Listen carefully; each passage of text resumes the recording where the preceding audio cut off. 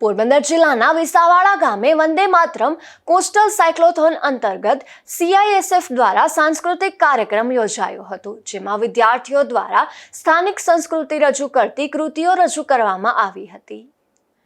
કેન્દ્રીય ઔદ્યોગિક સુરક્ષા બળ દ્વારા રાષ્ટ્રભક્તિ, એકતા અને દેશપ્રેમના સંદેશને જન સુધી પહોંચાડવાના ઉદ્દેશ સાથે વંદે માતરમ ગાનના 150 વર્ષ પૂર્ણ થયાના આ અવસરે વંદે માતરમ કોસ્ટલ સાયક્લોથોન 2026નું આયોજન કરવામાં આવ્યું છે.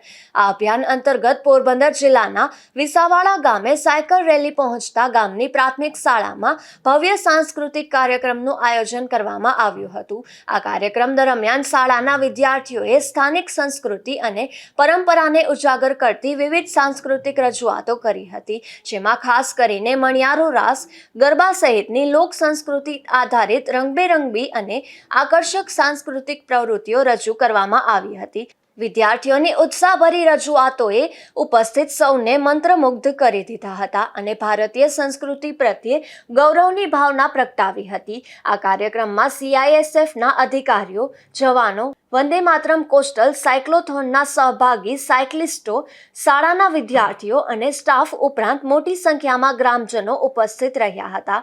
CISFના અધિકારીઓએ પોતાના સંબોધનમાં વંદે માતરમ ગાનના ઐતિહાસિક મહત્વ વિશે માહિતી આપી તેમજ રાષ્ટ્રપ્રેમ, શિસ્ત અને એકતાના મૂલ્યોને જીવનમાં આત્મસાત કરવાની અપીલ કરી હતી.